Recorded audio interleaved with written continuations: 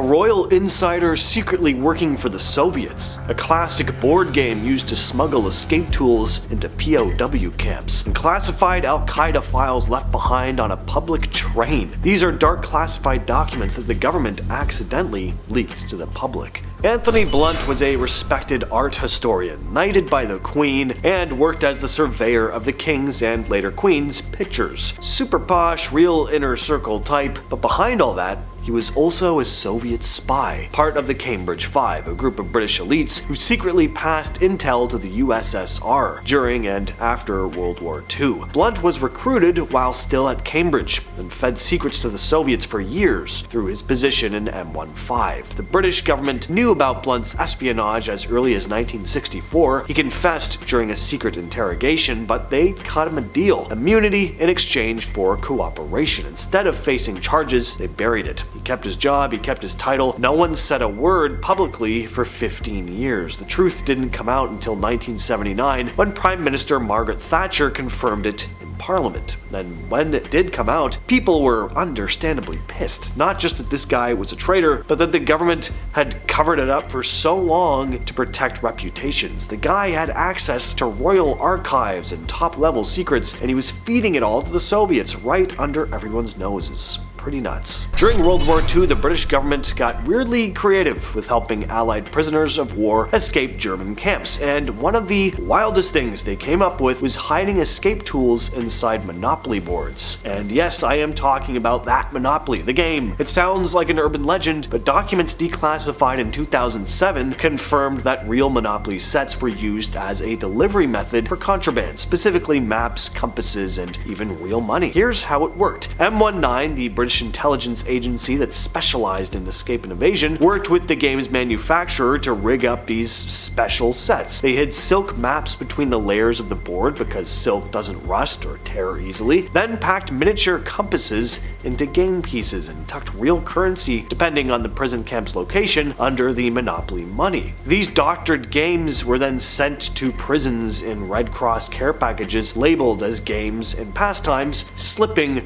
right past the Germans. And once inside the camps, prisoners could discreetly open them up and plan their escape routes. This program was kept secret for decades, and the only reason we know about it now is because of these declassified documents. Now, I'd never heard of this until today, and I'm surprised I haven't. It's amazing. Again, doesn't sound like something that would actually happen in real life, but it was completely real. In 2008, a British civil servant managed to leave two incredibly sensitive documents on a train, documents relating to Al-Qaeda and Iraq's security forces. The reports contained intelligence that could have seriously jeopardized national security. What's wild is that it wasn't even some low-level staffer making a mistake, it was someone working in a very high-stakes role. If these files had fallen into the wrong hands, they could have put a lot of people in danger. Apparently, the reports were left on the train in a folder, and the civil servant didn't even notice until much later. By then, the documents were gone. The clock was ticking on trying to recover them. Thankfully, the files were eventually found, but the damage had already been done in terms of the sheer embarrassment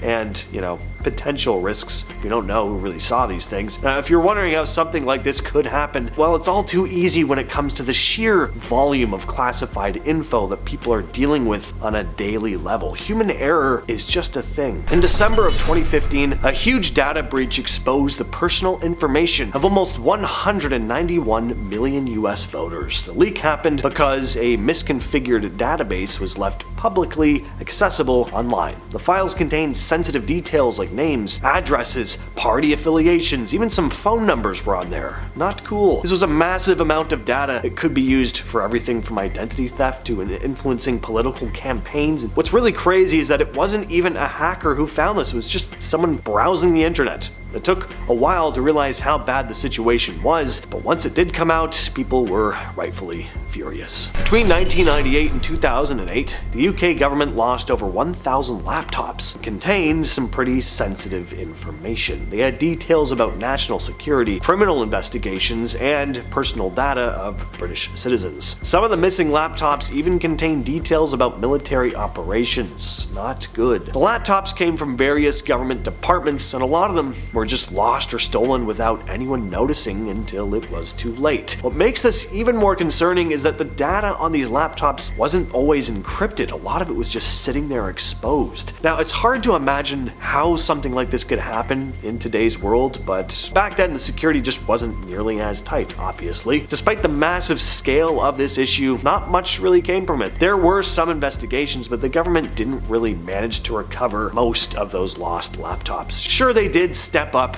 their protocols later, but the whole thing highlighted just how easily things could slip through the cracks. On January 24th, 1961, a B-52 Stratofortress bomber broke up in mid-air near Goldsboro, North Carolina, while carrying two 3.8 megaton Mark 39 nuclear bombs. The pilot, Walter Scott Tullich, ordered the crew to eject at 9,000 feet. 5 of the crew members managed to eject safely, 1 didn't survive the landing, and 2 others died in the crash. When the plane went down, it dropped its nuclear payload. One of the bombs was later determined to have been extremely close to detonating. While it didn't explode, declassified documents from 2013 revealed that it was just one safety switch away from going off, and that it was, quote, credible to think that certain conditions could have triggered a nuclear blast. Now, I know what every single one of you are probably thinking. Well, we just gotta talk about the Nixon and the Vietnam peace talks sabotage, as one does. Now, this was something that didn't come to light until declassified documents dropped in 2008. So back in 1968, the US was neck deep in the Vietnam War. President Lyndon B. Johnson's administration was working hard to broker peace talks between North and South Vietnam to finally bring the war to an end. It was a big deal, and if it worked, it could have shifted the whole conflict. But while those negotiations were happening, Richard Nixon's presidential campaign was secretly working behind the scenes to blow them up. Through back channels, Nixon's team reportedly reached out to South Vietnamese officials and encouraged them to pull out of the talks. The idea was that if the peace effort failed, it would make Nixon's opponent,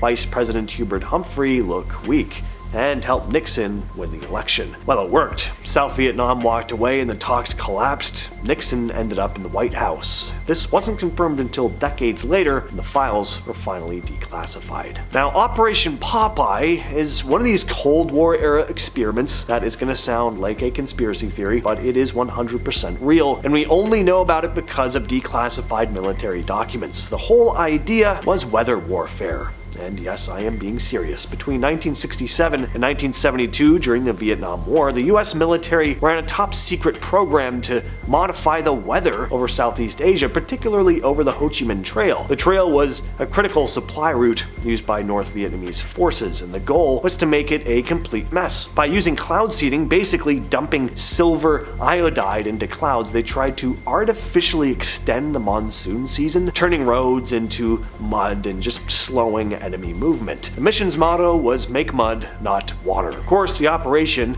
was highly classified. Congress didn't even know about it at first. It took a Senate investigation to finally bring the whole thing to light. Well, you may have heard of this little incident. In 2013, one of the biggest intelligence leaks in US history blew the lid off of a surveillance program that most people had no idea existed. Thanks to a massive document dumped by former NSA contractor Edward Snowden, we learned that the NSA wasn't just monitoring foreign threats, it was collecting data on millions of regular people as well. What got declassified was a program called Prism. Through Prism, the NSA had direct access to the servers of major tech companies like Google, Apple, Facebook, and Microsoft. Emails, video chats, photos, search histories, they had access to all of it. These companies denied it, but leaked documents made it clear that some level of cooperation had to be happening. The documents also showed that the NSA had gotten access to the main cables and systems that move internet data around the world. So this gave them access to massive amounts of traffic with very little oversight.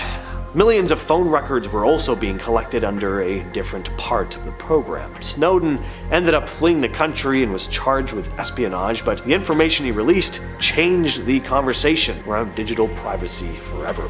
All of it came straight from files the government never wanted anyone outside the intelligence community to see. And finally, we have Project Pluto, which kicked off in the late 50s when the US was deep in the arms race and looking for new ways to stay ahead of the Soviets. The basic idea was to build a cruise missile powered by a nuclear reactor. Not just nuclear armed, nuclear powered. They wanted something that could fly low and fast for basically unlimited distances, dropping off multiple nuclear warheads along the way. The missile, nicknamed SLAM, standing for Supersonic Low Altitude Missile, was designed to be unstoppable. It would fly just above the ground at supersonic speeds, weaving through radar systems, delivering nukes and causing chaos simply from the shock waves it left in its path. And because it ran on a nuclear engine, it wouldn't need to stop or refuel. It could just keep flying until it ran out of targets or melted down somewhere. Declassified documents later showed how far they got with it. They actually built and tested the engine, it worked. The project was eventually scrapped, not because it didn't function, but because the idea of a flying radioactive missile buzzing around the world with no clear landing plan started to seem a little risky.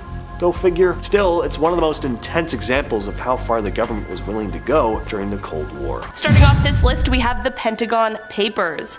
Perhaps the most famous Pentagon leak in history, former President Lyndon B. Johnson is said to have kept many secrets and lies about the Vietnam War hidden away until a military analyst leaked the records and exposed the truth back in 1971, right in the New York Times. The Pentagon Papers were a very secret Department of Defense study, and the papers, when leaked, told everyone about the extent of America's political and military involvement in the Vietnam War. President Johnson certainly was not the only president named in the papers, as other names included Harry Truman, Dwight Eisenhower, and John F. Kennedy, who is said to have been extremely misleading about the United States' direct involvement in the way. The release of these papers really only fueled people in their protests against the war, and it also was one of the moments where the public lost a lot of trust that they once had in the government. Moving on, we have the Discord leak. I'm sure many of us have heard about the recent Pentagon leak that happened all over a Discord server, and this is just one of the documents that was a part of this leak. A classified US military document suggested that there were 97 Special Forces personnel from NATO countries that were active in Ukraine during February and March of this year. Of course, there is a reason why this information was classified, so while it may seem like a trivial thing to leak, the implications could be severe. The media reported that the document, which was dated March 23, 2023, said that more than half of the 97 special forces deployed were from the United Kingdom. Despite this leak, however, Britain's Ministry of Defense explained that these allegations should all be taken just at face value. The document also doesn't state when these personnel were there, if they were still there, or what they were even there to do. So at this point, much is still very unclear, which is probably for the best. Coming up next, we have Project Minaret. This is a document that became declassified in 2013 as a part of the National Security Archives efforts. This historical document describes a sort of watch list of prominent Americans who were critical of the Vietnam War. The document explains that their overseas communications were tapped into and listened to by the government from 1967 to 1973, and a quote from the document reads, "President Johnson wanted to know if the domestic anti-war movement was receiving help from abroad." The project expanded so much that it went on to include more than 1,600 people,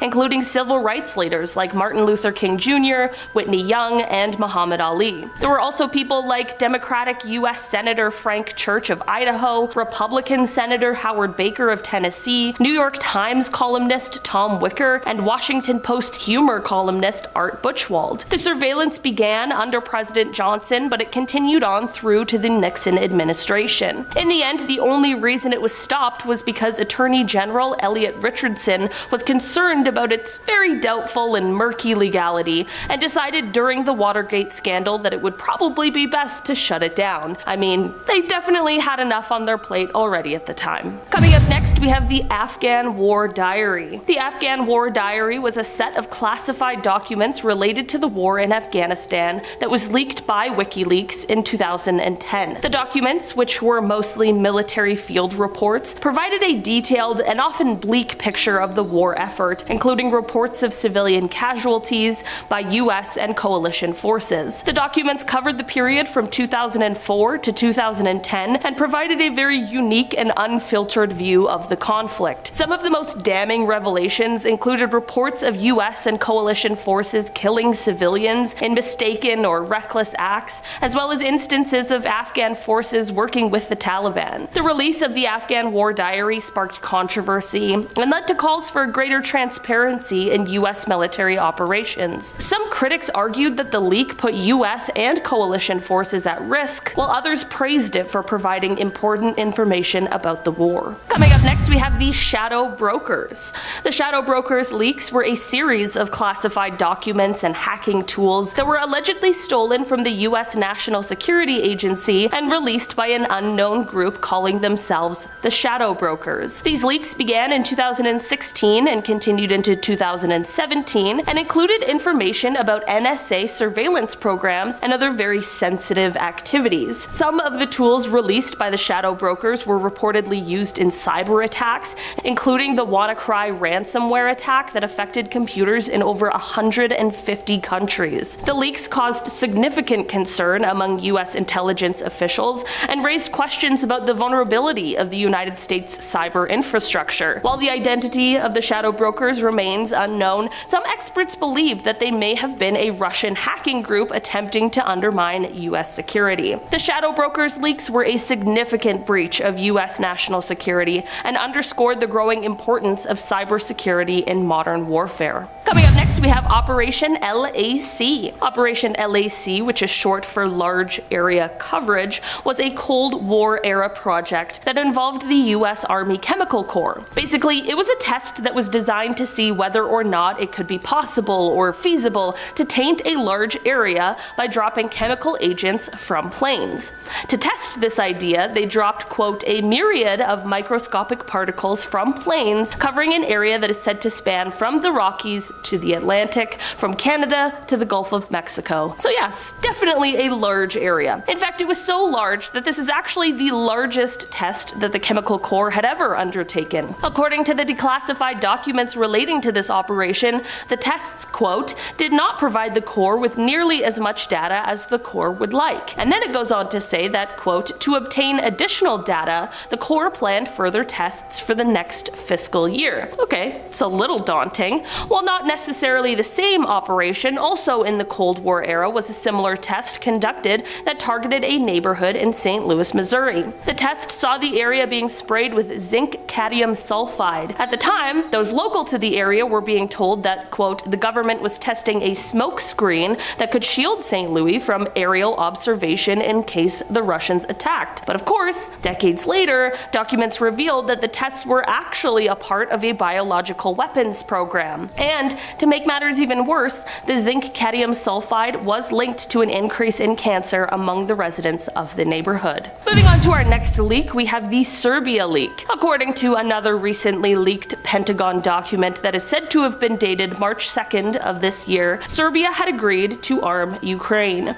The document discusses the European response to Ukraine's request for military training, as well as, quote, lethal aid or weapons, and it shows that they agreed to send over assistance and may have already sent them. The document was labeled no foreign, which means that it was not meant to be distributed to foreign intelligence agencies and militaries, so it's clear that they definitely never expected it to be leaked in a way that the entire world would see. The document also includes information on Serbia declining to provide any training to Ukrainian forces. In response to this leak, however, Serbia's defense minister put aside any reports that they had agreed to supply any arms or that they had already sent them. He actually called the documents, quote, untrue and said, quote, Serbia did not, nor will it be selling weapons to the Ukrainian nor the Russian side, nor to countries surrounding that conflict. Serbia is definitely in a precarious situation of relying on Russia for energy while also maintaining the desire to join the EU. Coming up next, we have Starfish Prime. This is an operation that took place in 1962,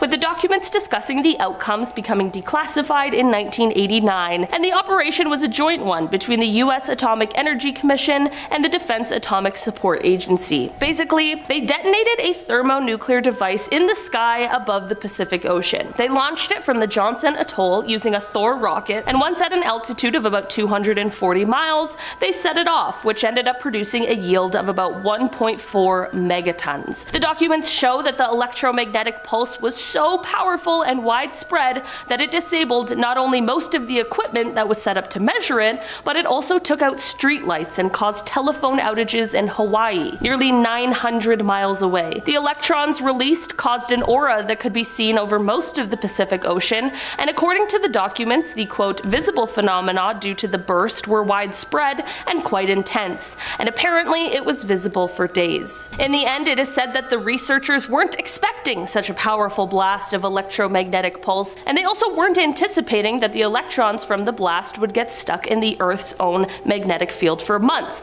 possibly even years, but alas, they did. This went on to create a radiation belt around the planet that eventually went on to disable at least 6 satellites, so that's great. Coming up next, we have the Bin Laden Papers. The Bin Laden Papers were a collection of documents and digital files recovered from the compound in Pakistan where Al-Qaeda leader Osama bin Laden was killed by US forces in 2011. Some of these documents were later leaked to the press, providing insight into the workings of Al-Qaeda and bin Laden's thinking on various issues. The documents included letters between bin Laden and other Al-Qaeda leaders, as well as documents related to the planning and execution of attacks. The documents also provided a glimpse into bin Laden's personal life, including his concerns about his health and his relationships with his wives and children. The release of the Bin Laden Papers provided a valuable intelligence trove for US officials, and it helped to shed light on the inner workings of Al-Qaeda. The papers also underscored the importance of collecting and analyzing intelligence in the fight against extremist groups. Coming up next, we have the embassy missions. This is a secret that was hidden from not only the American people, but also the people that were being spied on and listened to, but it wasn't revealed until 2007 when a document was leaked. This document is one that named 38 different embassies and missions that were so-called targets of US surveillance. The document didn't quite make it clear whether or not these targets were being looked into by only the NSA or if the CIA and FBI were also involved. The document described certain things like bugging fax machines and devices that allowed them to listen in on conversations, and the document also listed the names of different programs that are used within the embassies. The document showed that the embassies targeted weren't just those of countries who seemed to be enemies with the United States, and instead included places like India and Mexico, Greece and Turkey. It appears as if the goal was to gain insider information into the diplomatic relations between the targets and the United States. The EU embassy in Washington, D.C. was one of the targets on this document, and this leak had the potential to have jeopardized one of the largest attempted free trade agreements in the world, because shortly after this all came out, negotiations were set to begin between the EU and the United States. The French president at the time made his anger about the situation very public and stated that all future negotiations will only be made under the agreement that the United States sees all unauthorized surveillance of any EU buildings or personnel. Starting off in our number 10 spot, we have Pajama Jammy Jam. Before Elon Musk officially took over Twitter, there was a whole pile of back and forth on whether or not it was actually gonna happen. At one point, Elon actually backed out of the deal due to disagreement over bots on social media, and at one point, Twitter began suing him for performance. During the lawsuit, court documents were leaked, and one of the documents consisted of a text conversation between none other than Elon Musk and polarizing character himself, Joe Rogan. In this exchange, Joe asks Elon, quote, "Are you going to liberate Twitter from the censorship-happy mob?" Elon replies, quote, "I will provide advice which they may or may not choose to follow." Rogan hits back with a quote, "I really hope you get Twitter. If you do, we should throw a hell of a party." And Elon replies with, quote, "Why throw a party when you can have a Pajama Jammy Jam?" The more I read through Elon's leaked texts, the more I realize that he texts, and for that matter tweets, some very strange things. In our number 9 spot today, we have the take private deal. This leaked conversation initially came to light as part of the lawsuit between shareholders and Elon Musk. Back in 2018, Elon considered the possibility of bringing Tesla funding in privately, and he told investors through a tweet that read, quote, "Am considering taking Tesla private at 420, funding secured." This led to the Security and Exchange Commission, or the SEC, ruling that Elon had not only exaggerated, but that he had misled shareholders when he said that the funding was secured. Elon publicly spoke against this, but in the end, Tesla and Elon reached a settlement with the SEC, which saw Elon stepping down from the role of chairman of the board, and Tesla and Musk had to each pay $20 million in fines.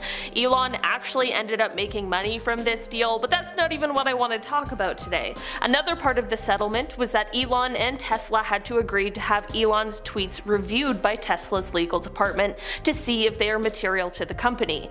Here's the thing, Elon swears he didn't lie about the funding and that the settlement was purely just to save Tesla. These texts that were leaked ended up showing some partial truth to Elon's story. It became clear that he had a meeting with Saudi Arabia's Public Investment Fund, or PIF, and the text showed a conversation between him, his associates, and the head of PIF as well as his associates. This is when it came to light that Musk must have taken this meeting with PIF seriously enough to believe that the funding was secured, but the SEC obviously disagreed with the level of commitment that was shown at the time. This agreement on how serious the meeting was led to a very heated text exchange between Elon and the head of PIF, where Elon threatened to never speak to him again. In our number 8 spot today, we have company cuts. Before the Twitter takeover was fully official, there were many talks of massive company cuts coming their way, no matter who owned the company. Near the end of October, Elon told prospective investors that he planned to get rid of around 75% of Twitter's 7,500 workers, dropping the number to just 2,000 staff members. Even if Musk's deal fell through, however, big cuts were likely still on the horizon. The previous management of Twitter apparently planned to cut the company's payroll by about $800 million by the end of next year, and that would mean that about a quarter of the original workforce would be out of work, according to corporate documents as well as interviews conducted with company members. The cuts didn't stop at just staffing though, they also included cuts to the data center that keep the site functioning for the high amount of users that it sees every day. These kinds of cuts help give us insight into why Musk was even able to buy the company in the first place. Only time will tell what the impact the cuts Elon has implemented will have, as well as what the ripple effects of that will be. In our number 7 spot today, we have a hacker's ransom. Back in 2020, there was a very serious breach at Tesla and SpaceX as one of their suppliers were hacked and had important documents leaked online. The supplier was called Visser Precision, and at the time of the incident, they confirmed that the company data has been stolen in a criminal cybersecurity incident. Security experts would later confirm that something called Doppelpaymer ransomware was responsible for the hack, and that Doppelpaymer's demands a ransom in exchange for the stolen information. These weren't the only companies targeted, however, as documents from Boeing and Lockheed Martin were also on the site. In our number 6 spot today, we have pay to tweet. Since the Twitter takeover, it's become abundantly clear that Elon has some pretty controversial ideas for the app. In a series of texts, however, possibly one of the worst ideas he had for the social media was revealed. As a part of the Elon versus Twitter suit, it was shown that Elon had sent a text reading, quote, "I have an idea for a blockchain social media system that does both payments and short text messages / links like Twitter. You have to pay a tiny amount to register your message on the chain, which will cut out the vast majority of spam and bots. There's no throat to choke, so free speech is guaranteed." A few days later, he then expanded on the idea, writing, quote, "My plan B is a blockchain-based version of Twitter where the quote-unquote tweets are embedded in the transaction of comments. So you'd have to pay maybe 0.1 Doge per comment or repost of that comment." Yes, this does mean that Elon had the idea to make people pay Dogecoin just to tweet. Honestly, Twitter would have disappeared faster than Vine did if he followed through on this wild idea, but thankfully Musk himself realized that at this point in time, blockchain Twitter probably isn't the most feasible idea. And this is coming from someone who wants to colonize Mars. So, In our number 5 spot today, we have Left on Red. Jason Calacanis is an angel investor, and it was revealed that in April he slid into Elon's DMs with quite a bold proposal. When the news broke that Elon was going to buy Twitter, Jason sent a message to Elon joking that he should raise his offer to 54.21, quote, the perfect counter. He went on to write, quote, you could easily clean up bots and spam and make the service viable for many more users. Removing bots and spam is a lot less complicated than what the Tesla self-driving team is doing. He also wrote, quote, and why should blue checkmarks be limited to the elite, press, and celebrities? How is that democratic? Oh, Jason, if you could only see the $8 revolt that is happening now. Jason apparently continued on with his advice to Elon about cutting the workforce. He wrote, quote, sharpen your blades, boys. 2-day-a-week office requirement equals 20% voluntary departures. He kept going and even suggested that Twitter hire Mr. Beast to make original content for the platform. Both Elon and Jason agreed that Twitter Blue should be entirely revamped, and this is about when Elon asked Jason if he wanted to be a strategic advisor should his Twitter deal pan out, which we of course now know that it did. Jason replied with, quote, board member, advisor, whatever, you have my sword. He continued, quote, put me in the game, coach. Twitter CEO is my dream job. In our number 4 spot today, we have the boss's boss. As per court documents, it came to light that Elon had a conversation with former Twitter CEO Parag Agrawal. He was fired from this position upon Elon's Twitter takeover, but the conversation I want to talk about today took place back in April. During this text exchange, Elon explained to the former CEO that he doesn't think that he himself should be the boss of anyone. Strange for a man who is the CEO of multiple companies to say, for sure. The text said, quote, frankly, I hate doing management stuff. He continued on to write, quote, I kinda don't think I should be the boss of anyone, but I love helping solve technical/product design problems.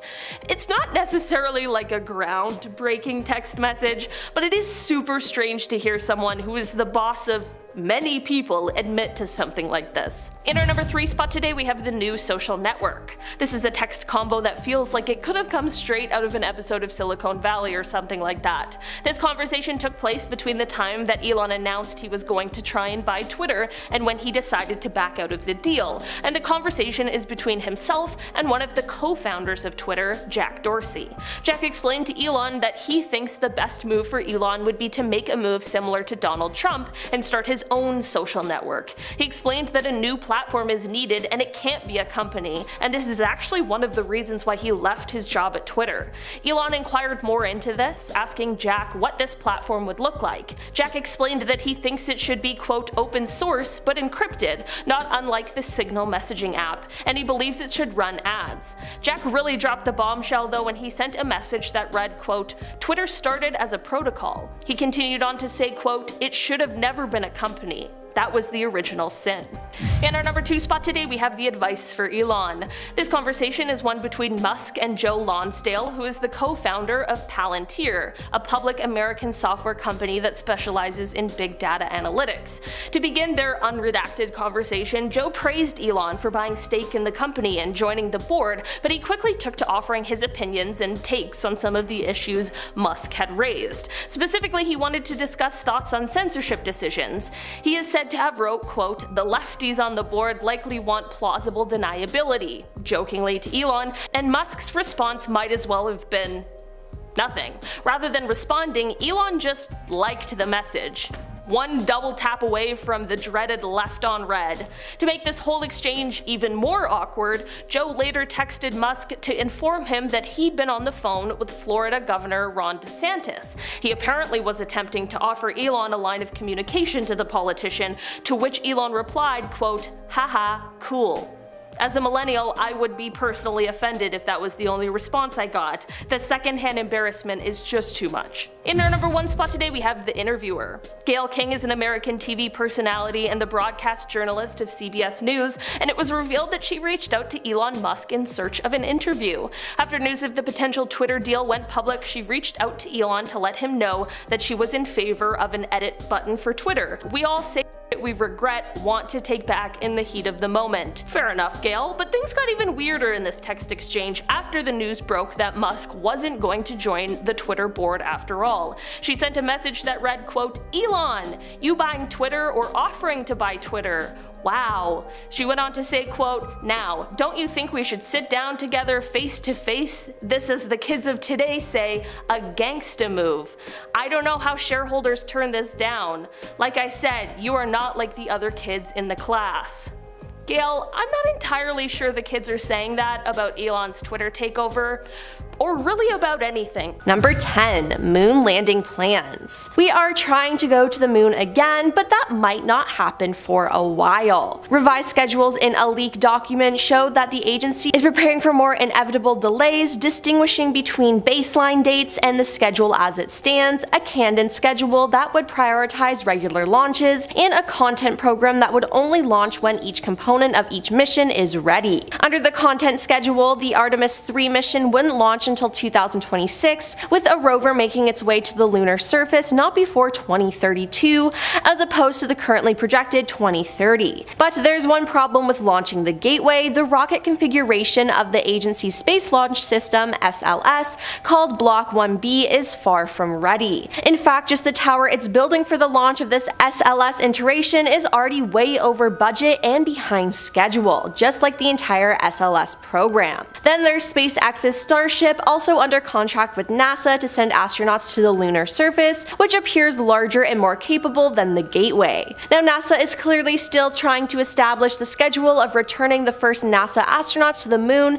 since the early 1970s, and the dates are slipping fast. Number 9. Leaked video. A leaked Navy video captured in July 2019 showed a sphere-shaped unidentified object flying over water near San Diego. The footage, obtained by a documentary filmmaker and shared with NBC News, appeared to show the mysterious object flying for a few minutes before disappearing into the water. The video was captured by a Navy aircraft and recorded in the USS Amza Combat Information Center, according to the filmmaker Jeremy Corbell. The clip appears to show a spherical object flying above the water for a few minutes near San Diego before it vanishes. "It splashed," military personnel can be heard saying in the video. The Defense Department confirmed the clip was recorded by Navy personnel and said it would be reviewed by the Pentagon's Unidentified Aerial Phenomena Task Force, a panel established to gain insight into the nature and origins of such objects. Number 8. Multiple objects in the sky. Ryan Graves, a former Navy pilot who testified that he witnessed unidentified aerial phenomenon (UAP) with his own eyes, called on President Joe Biden to investigate the mysterious object spotted in American airspace. Ryan, a former fighter pilot, explained that after 2014, when upgrades were made to our radar system, our squadron made a startling discovery. There were unknown objects in our airspace. And these were not just mere balloons like the Chinese spy balloon that dominated the country's attention in February. These were no mere balloons. They could hold their position, appearing motionless, despite Category 4 hurricane force winds of 120 knots. They did not have any visible means of lift or control surfaces, in other words, nothing that resembled normal aircraft with wings, flaps, or engines. These are not isolated incidents, Ryan said. We have a real UFO problem, and it's not balloons. The point is that we don't have a clear understanding of what's above our heads as we thought we did. There are uncertainties up there that we have to deal with, and if we don't do it, our adversaries are going to take advantage of that uncertainty, that weakness, to spy on us with various means, as we've seen. It's pretty clear if there are things over our head that we're not sure what they are, well, we need to figure it out. If they're adversarial, it's a national security issue, we have the mechanisms for that. If it's not a security issue and it's not an adversarial platform, then it's a matter of scientific inquiry. Now, it's crazy that he was even allowed to speak on this, and to be honest, it kinda makes me scared. Number 7. ADAR. The Pentagon's new Office for Investigating Potential UFO Sightings received hundreds of new reports in 2022, and while it can explain more than half of those events, a sizable chunk remains a mystery. Within the new batch of sightings, the All-Domain Anomaly Resolution Office and the Office of the Director of National Intelligence say they're focusing on some 171 cases, including some in which objects appear to have demonstrated unusual flight characteristics or performance capabilities capabilities and require further analysis. Since it was formed last summer, the ADAR office has received 366 reports of unidentified aerial phenomena. That total reflects 247 new UAP reports and another 119 that occurred before March 2021, but hadn't been included in an earlier report. The new numbers indicate a step in a rise of UAP sightings. The report released in June 2021 listed just 144 reports, covering a 17-year period. With the subsequent additions, 510 UAP reports were in their files at the end of August 2022. Officials say they believe the rise in UAP reports is due to US government efforts to destigmatize the topic of UAP and instead recognize the potential risks the phenomenon poses, both as an aviation hazard and potential adversarial activity such as foreign surveillance efforts. Number 6. Secret Space Station. Back when the NASA space program was all over the news in the 60s, the USAF was simultaneously working on a more covert program. The Manned Orbiting Laboratory was a top-secret United States Air Force initiative, with the main objective being to serve as a manned satellite to spy against the Soviet Union. The shuttle never officially launched and the program was shut down in 1969. However, thanks to declassified documents, we can see how the government intended to keep a watchful eye over the Soviet Union. Number 5. Trump's tweet. Okay, this is kind of funny, but let me explain. There are thousands of satellites in Earth's orbit right now, and hundreds are operated by the United States military. While the public has known of their presence for years, the actual capabilities of our spy satellites were unknown until former President Donald Trump tweeted a classified image in September 2019. From the image of the exploded rocket launched in Iran, experts were quick to identify the satellite as one of the United States' KH-11 reconnaissance satellites, which for obvious reasons, there is not a lot of known information about it. Now, this man literally posted a classified image on his Twitter, and people still think he didn't hide documents in his bathroom.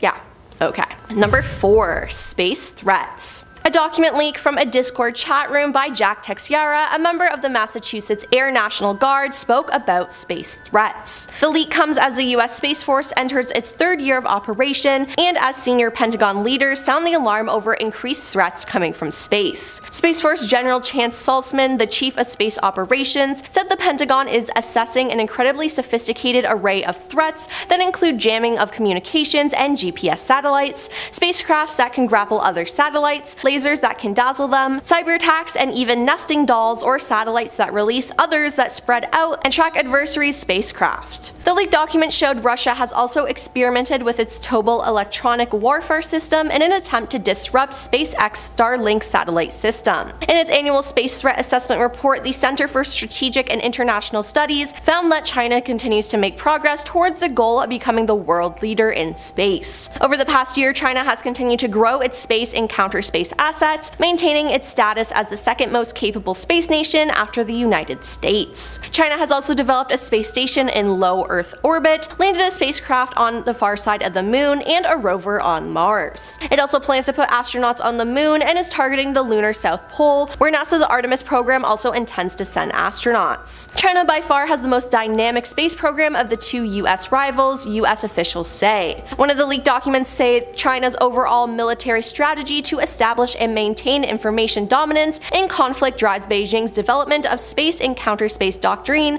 capabilities, and TTP or tactics, techniques, and procedures. Number 3. Navy pilots talk about UFO. Recently, 2 former Navy pilots were interviewed by 60 Minutes on CBS News about a UFO sighting over the Pacific Ocean in 2004. Commander Dave Frander and Lieutenant Commander Alex Dietrich spotted the unidentified object during a training exercise but were unable to classify it. Dave described it as a little white tic-tac looking object, adding that it lacked conventional exhaust plumes and had no wings or visible markings. It also moved erratically, the pilot said.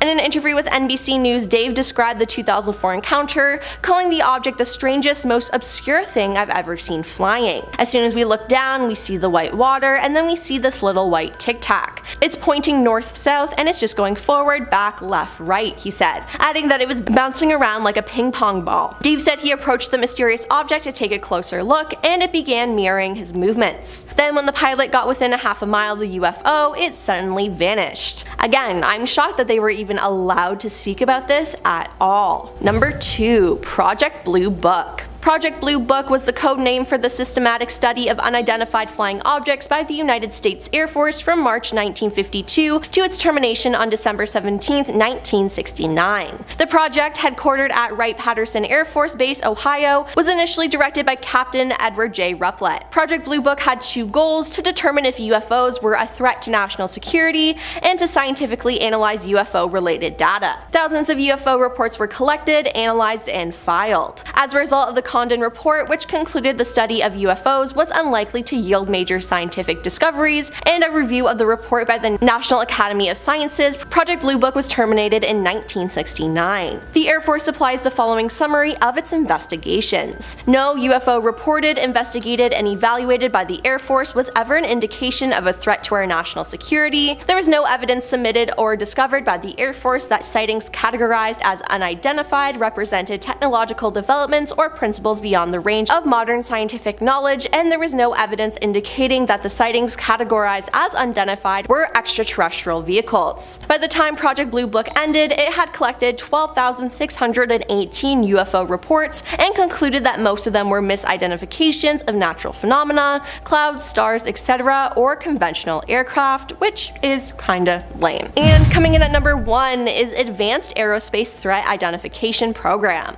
Among some of the Pentagon's most secretive programs is the Advanced Aerospace Threat Identification Program. The program was dedicated to investigate reports of unidentified flying objects, UFOs, but for years it was never formally acknowledged by the Department of Defense. The program was first made public on December 16, 2017. The program began in 2007 with funding of $22 million over 5 years until it ended in 2012. The program began in the U.S. Defense Intelligence Agency, and according to the Department of Defense, the AATIP ended in 2012 after 5 years. However, reporting suggests that the U.S. government programs to investigate UFOs continued. The agency claims they stopped receiving funds in 2012, however, many believe it continues to operate to this day. So starting us off at number 10, cover-ups. So this might not be news in regards to the idea of alien life and the government's involvement, as it's long been theorized by believers that the government has been covering up truths in relation to ETs and UFOs. But if we are to believe what was said in Congress, then that means the theory wasn't wrong. A former intelligence official testified last Wednesday that the United States government has found and covered up evidence of extraterrestrial life for decades. One of the witnesses, retired Major David Grush, alleged at a House of Representatives hearing about UFOs that the Pentagon has recovered crashed vehicles and biological remains believed to be of non-human origin. Quote, "I was informed in the course of my official duties of a multi-decade UAP crash retrieval and reverse engineering program to which I was denied access. My testimony is based on information I have been given by individuals with a long-standing track record of legitimacy and service to this country, many of whom also shared compelling evidence in the form of photography, official documentation, and classified oral testimony." So yeah, and it only gets crazier from here. Moving on to number 9, caught on video. Now, as I mentioned, there were 3 military veterans that were a part of this hearing. We touched on David Grush in the last point, but the other 2 witnesses, Ryan Graves, Executive Director of Americans for Safe Aerospace, and retired Navy Commander David Fravor, both testified they too had personal experiences with UFOs while on the job. One of the more shocking incidents in particular detailed by Fravor was an incident from 2004, where a UAP was caught on video. Now, UFOs, or UAPs as they're formally referred to by military personnel, are defined as any object that is detected but cannot be immediately explained. And while some end up having innocent explanations like being weather balloons or drones, others remain quite the mystery. The 2004 incident falls into the latter category. Fravor said it was several years before any officials followed up on the extraordinary events of the day, and even then, he added that nothing was done. Moving on to number 8, there's a support group. Obviously, there was a lot of juicy information being revealed at the hearing, and I don't know if this was news to everyone, but it was to me, so I'm adding it. The former Navy pilot Ryan Graves talked about how he had founded the Americans for Safe Aerospace group that supports aviators who have reported UAPs, which might not sound like the craziest thing compared to what else was revealed. I mean, there are support groups for tons of different things, but to think that people are likely to require support after coming forward with unexplainable sightings is kind of crazy. Like, what is happening after they submit this report? What did they see? What did their superiors do to them? Graves stated that the objects that are reportedly being seen by military and commercial pilots are, quote, performing maneuvers that are unexplainable due to our current understanding of our technology and our capabilities as a country. Further adding, quote, if everyone could see the sensor and video data I witnessed, our national conversation would change.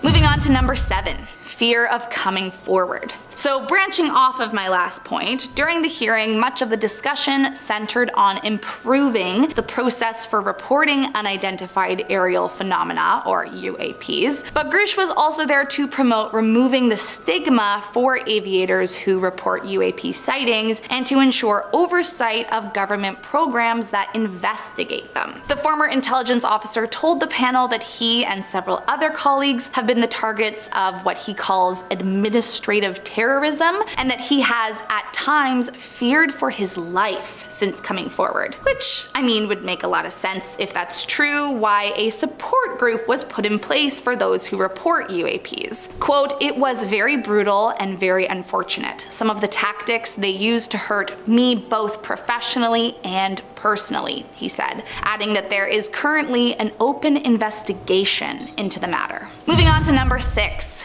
safety issues. One of the major arguments this hearing was intending to focus on was that in not reporting or in discouraging reports, we are creating a national safety issue, and there is a push for intelligence agencies to be more transparent about UAPs in order to promote national safety. Supporters of this, like Democratic Rep. Robert Garcia of California, said, quote, UAPs, whatever they may be, may pose a serious threat to our military and our civilian aircraft, and that must be understood. We should encourage more reporting, not less, on UAPs. The more we understand, the safer we will be. Grush, Graves, and Fravor all echoed similar sentiments, explaining they would like to see a, quote, safe and transparent reporting system. The men added that they are hopeful the public discourse is the first step towards eliminating the stigma and reports of UAPs to encourage others to come forward.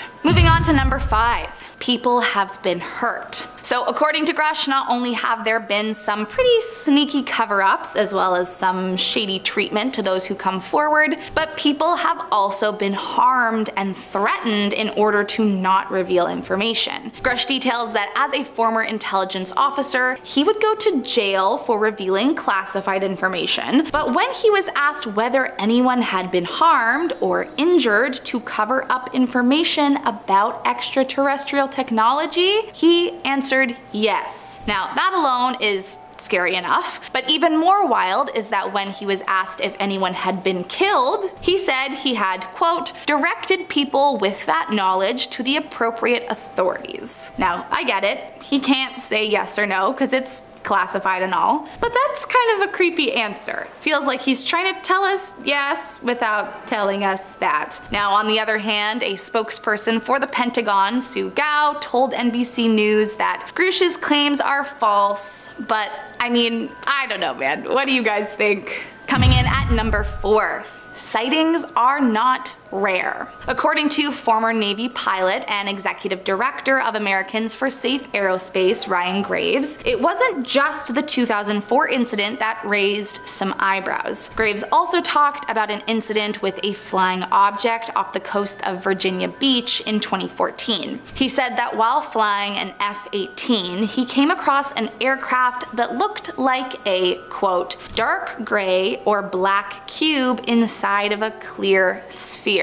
Which sounds pretty UFO-y if you ask me. Graves estimated the aircraft to be 5 to 15 feet in diameter and unlike any aircraft he has ever seen. But even more peculiar than its shape was that Graves claimed the UAP could remain stationary despite hurricane force winds. And according to Graves, sightings like this one are not rare, are not isolated. Plus, he explained that his squadron submitted a safety report at the time, but that he received no official acknowledgement of the incident. Moving on to number 3.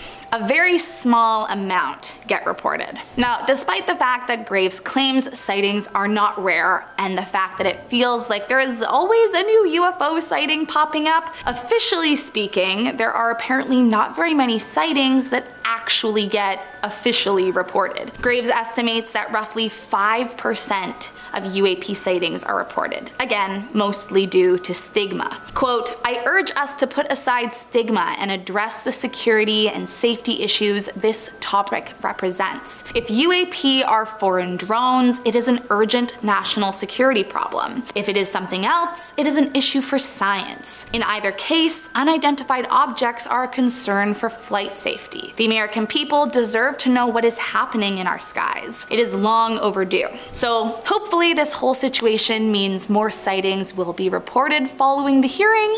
I guess we will have to wait and see. Moving on to number 2, they really are more advanced. Back to retired Navy Commander David Fravor. I touched a bit in a previous point about his 2004 video he captured, but we're actually gonna circle back because there is a little more. Not only was this small tic-tac shaped flying object flabbergasting because they didn't know what it was, but according to Fravor, quote, "There were no rotors, no rotor wash, or any visible flight control surfaces like wings." Plus, Fravor explained that as he and the other pilots tried to get closer to the mysterious craft, quote, "It rapidly accelerated and disappeared right in front of our aircraft, leaving behind no detectable turbulence." Which essentially means whatever it was and whoever created it has far more access to superior technology than we do here on Earth. Fravor said, quote, "I'm not a UFO fanatic, but what we saw with our 4 sets of eyes, we have nothing close to it. It was incredible technology." Similarly, Grush alleged at another time that the military had misused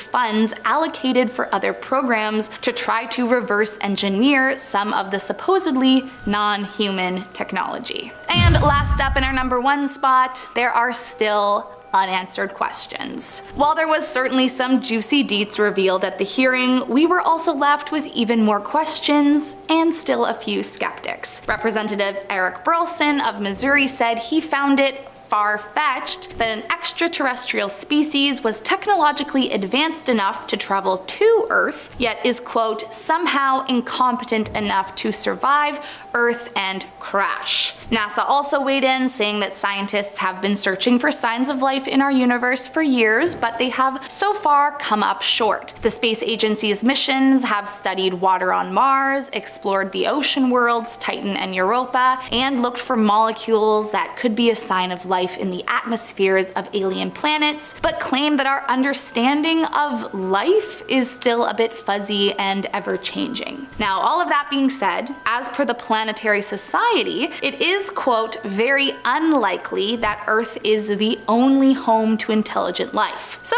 we may be onto something here. I guess we'll just have to wait and see until more information is revealed. Number 10, UAP report. Alien fans and skeptics alike were pretty shocked when just a few months ago the National Aeronautics and Space Administration, or NASA, said that they believed in aliens. Well, actually, they said they were going to be investigating unidentified flying objects, but close enough. While some people did believe that this was NASA saying, "Hey, we believe in aliens," it was actually them announcing they were going to launch a study into UAPs, or unidentified aerial phenomenon, because I guess they're just too good to say UFO. The scientist coordinating the study said, "Over the decades, NASA has answered the call to tackle some of the most perplexing mysteries we know of, and this is no different." In the report, they said that a good chunk of confirmed unidentified objects seemed to show evidence that they were made using advanced technology that humans just don't have yet. Number 9, injuries. A Freedom of Information Act request caused 15 1,500 pages of UFO reports and evidence to be declassified and leaked to the public. And what the pages contained was pretty shocking for those who read it.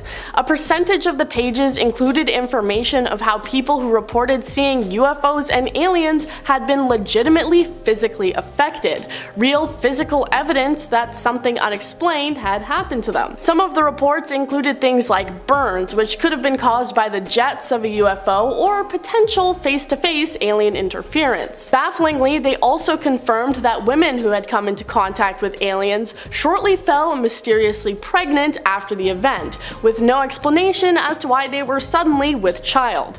Yes, we all know by now how mommy and daddy make babies, but that apparently wasn't a factor in these cases. Alien babies potentially on the way. Number 8. FLIR. Alongside these 1,500 documents, 3 separate videos were released that appeared to show UFOs being spotted by the United States military, so let's take a look. The first is titled FLIR and was originally filmed back in 2004 when the USS Nimitz was flying off the coast of Southern California. There had apparently already been an unidentified aircraft in the area for up to a week before the video was filmed. Off the coast, they spotted a large oval-shaped object, estimating it to be about 40 feet long and white in color. 4 people on the craft saw the object for a running total of about 5 minutes, although the video is only just over a minute. They were able to track it using their advanced infrared camera, and due to the object's shape, they nicknamed it the Tic Tac. All these videos to this day have no real explanation for what the UFOs actually were. Number 7. Gimble. Next up on the list we have the video titled Gimble, which was leaked alongside the last one I just talked about. This one's different because we can hear the people in the jet reacting to what they're seeing. They use a similar infrared camera and follow the object that was flying over the east coast. At first, they comment that it might be some kind of drone, but then note that it is fighting against incredibly strong winds and appearing to not be affected by it at all. They even comment that there are other unidentified crafts in the area, but we don't actually see them as it's locked onto the target. What's interesting about this one, as the people in the video point out, is that it moves in an incredibly strange fashion, appearing to rotate and move around despite the heavy winds it's apparently fighting against. My favorite part of this is that there's one guy calmly stating facts about it while the other cusses and yells in excitement. Is that a f***ing drone, dude? Number 6. Go fast. The third and final leaked video is probably the best of the bunch, as the video starts before they have managed to lock onto the target and you can see it moving. The video is pretty correctly titled Go Fast because this thing is moving incredibly fast, like definitely faster than anything else that could have been an easy explanation.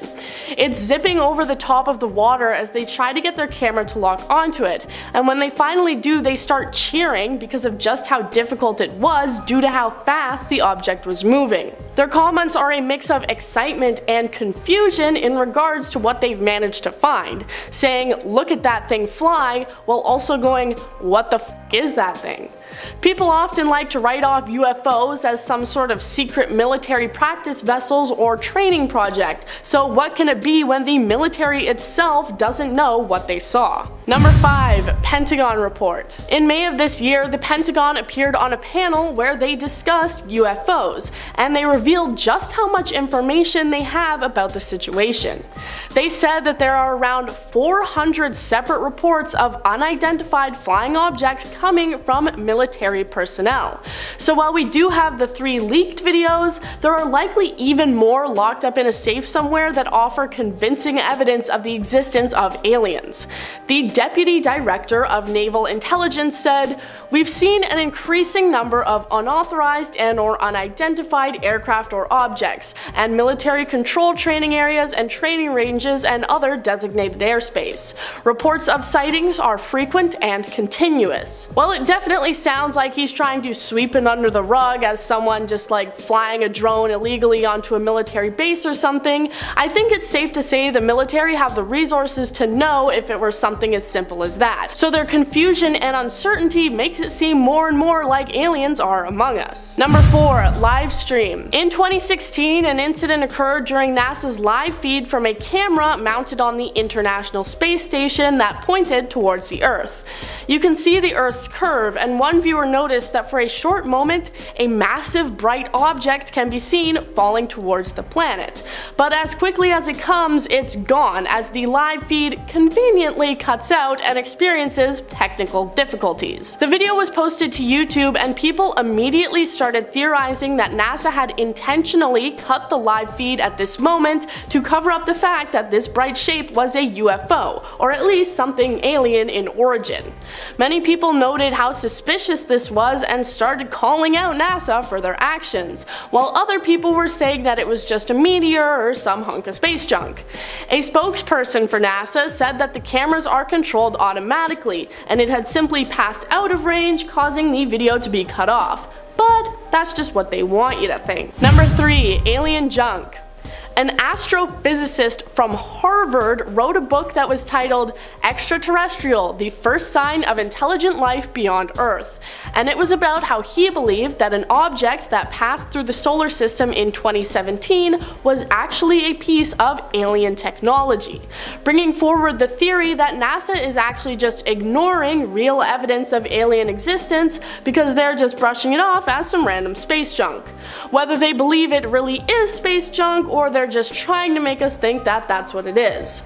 The object was long and not shaped like any known comet we've ever seen before. It also apparently accelerated away from the sun, and he believes it ended up in our solar system accidentally thanks to aliens, saying, "A buoy, a grid of pods for communication, other intelligent living organisms, defunct technology, or discarded technological trash. These are all plausible explanations." Number 2. Buzz Aldrin.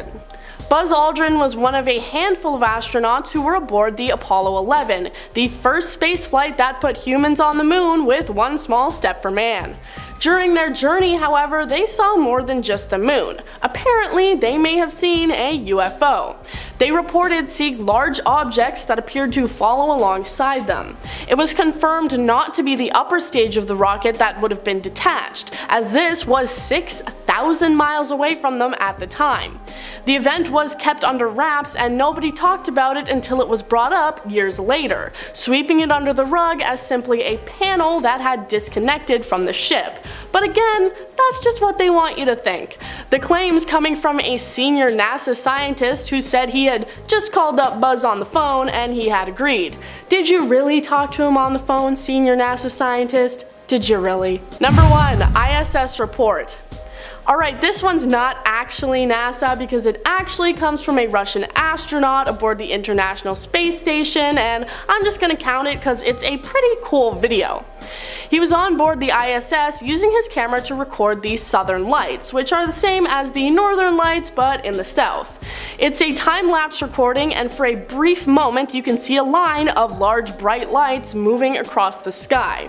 In the tweet the astronaut posted, he referred to them as space guests, saying that while it was only a few seconds in the time-lapse, it was actually around 52 seconds in real time. Some people suggest that it may have been some kind of meteor or satellite, but I'm actually a licensed professional and I say that it was alien. Number 10. Unidentified aerial phenomena. In 2020, the US Department of Defense, DoD, authorized the US Navy to release video of 3 incidents, one in 2004 and the others in 2015, in which Navy fighter pilots had encountered unidentified aerial phenomena, which is another way of saying UFOs. After a thorough review, the department has determined that the authorized release of these unclassified videos does not reveal any sensitive capabilities or systems and does not impinge on any subsequent investigations of military airspace in incursions by unidentified aerial phenomena, DoD noted in the press release. The COVID-19 relief bill passed by Congress in 2020 also included a provision requiring various government agencies to release their files on UFOs. They released an assortment of documents, including the mysterious report of a sighting of multiple fast-moving flying objects over Stalingrad in 1954. So if you want to learn more about UFOs, check all that information out. Number 9. Space Shuttle Challenger. On January 28, 1986, the Space Shuttle Challenger broke apart 73 seconds into its flight and ended the lives of all 7 crew members aboard instantly. The spacecraft disintegrated 46,000 feet above the air in the Atlantic Ocean off the coast of Cape Canaveral, Florida at 11:39 a.m. Eastern Standard Time. It was the first fatal accident involving an American spacecraft in flight. It was thought that all the astronauts passed away instantly, but it was revealed decades later that some, if not all, of the astronauts survived the initial explosion, as the cockpit cabin had enough protection to not be breached. For 2 minutes and 45 seconds, they were awake and aware as they plummeted towards the Atlantic Ocean, which is terrifying. Understandably, NASA knew that the news of their terrifying death would have crippled the space program even more than it already was, so they kept this a secret. And I'm gonna be honest, I do understand their reasoning for this, but it's just sad. Number 8.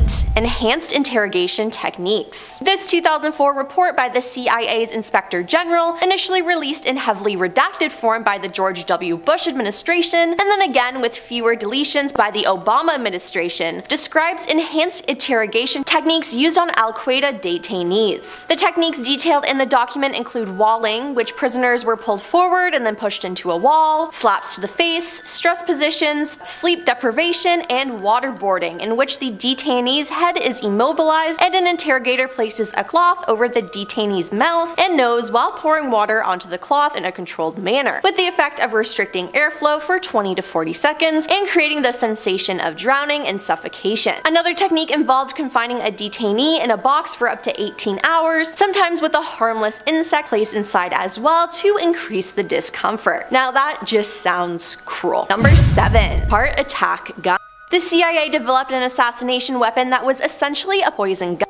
It was a fires a pellet made of ice that was coated with a special toxin made from shellfish. The pellet only left behind a tiny red mark on the skin that would be ignored since there was no blood. The toxin induced a heart attack and left no trace in the victim's blood. Well, how was it created? Well, going to work for the CIA as an 18-year-old high school graduate, Mary Embry was a secretary in a division tasked with devising hidden microphones and other audio surveillance equipment before being promoted to the Office of Technical Services. Eventually, she was ordered to find an undetectable poison. Her research led her to conclude that shellfish toxins were the ideal choice. Unbeknownst to her, Mary had been made a part of Project MK Naomi, a highly secretive program dedicated to crafting biological weapons for the United States Cold War arsenal. Her findings were destined to form the basis of the brass ring of Black Ops, ending the life of a human being and getting away with it. Number 6. Devil Eyes. Devil Eyes was the code name for a secret psychological warfare program in 2005 to 2006 by the CIA to develop an action figure of Osama bin Laden and distribute it in South Asia, especially Afghanistan and Pakistan. The CIA worked in conjunction with toymaker Donald Levine, a former Hasbro executive. Donald designed a 12-inch lifelike figure of bin Laden whose face was painted with a material that, when heated, would peel off to reveal a demon-like visage with red skin, green eyes, and black markings. The goal of the program was to scare the children and their parents to turn public opinion against the real Osama bin Laden or Al-Qaeda. In 2014, the CIA acknowledged the existence of the program but that it had been discontinued after Donald had produced only 3 prototype figurines. One of the 3 known prototypes is believed to be in the ownership of the CIA, but according to the Washington Post, however, an anonymous source in China with direct knowledge of the project said that hundreds of the toys were created and shipped to Pakistan in 2006. What? The government lying?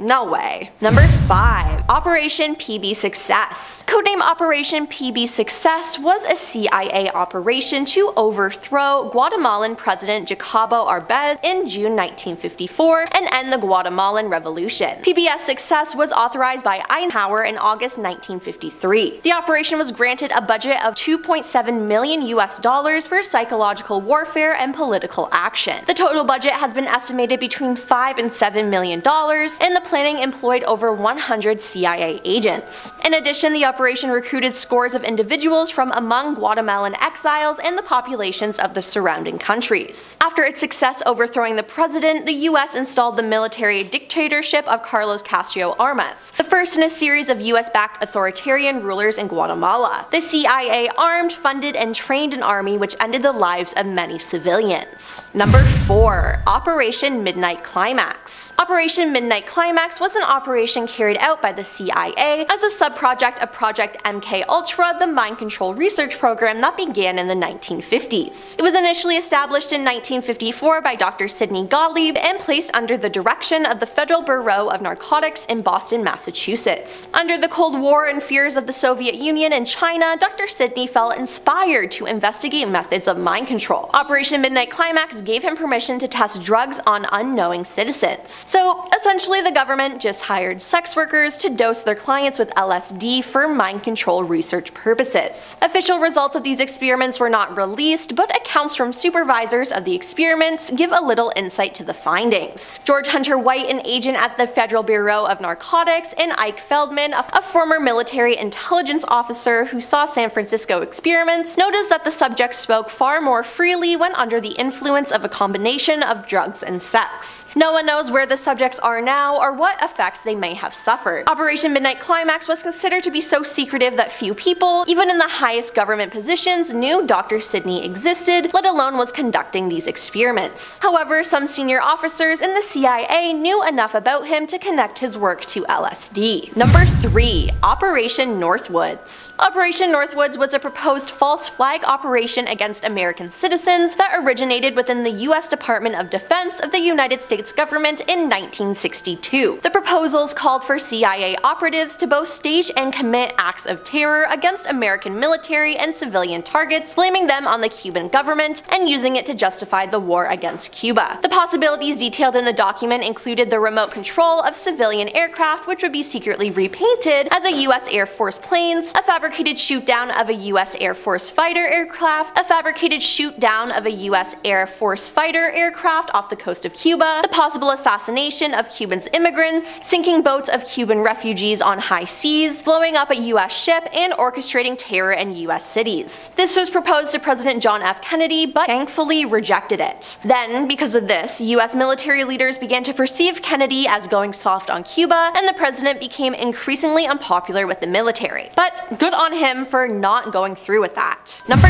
2. Project Minaret. As the result of National Security Archive's efforts, the National Security Agency in 2003 declassified an historical document describing a watch list of critical of the Vietnam War whose overseas communications were tapped by the government from 1967 to 1973. Project Minaret was a domestic espionage project operated by the National Security Agency, which after intercepting electronic communications that contained the names of pre-designated US citizens, passed them to other government law enforcement and intelligence organizations. Intercepted messages were spread to the FBI, CIA, Secret Service, Bureau of Narcotics and Dangerous Drugs, BNDD, and the Department of Defense. President Johnson wanted to know if the domestic anti-war movement was receiving help from abroad, one document explains. It expanded to include surveillance of more than 1,600 people, including civil rights leaders Martin Luther King Jr. and Whitney Young, Muhammad Ali, Democratic U.S. Senator Frank Church of Idaho, Republican Senator Howard Baker of Tennessee, New York Times columnist Tom Wicker, and the Washington Post humor columnist Art Butchwald. The surveillance operation continued under the Nixon administration until Attorney General Elliot Richardson, who was concerned about its doubtful legality, decided to shut it down during the Watergate scandal in September 1973. Yeah, that's just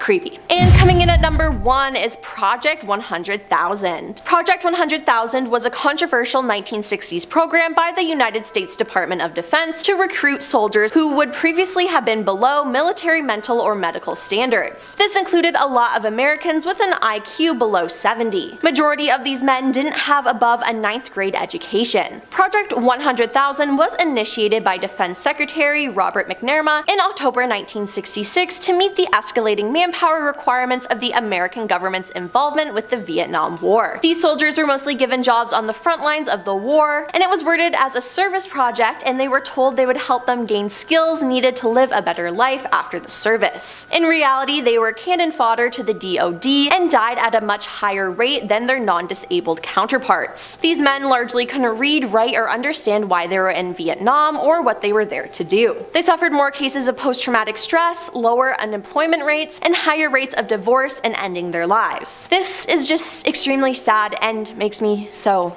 angry.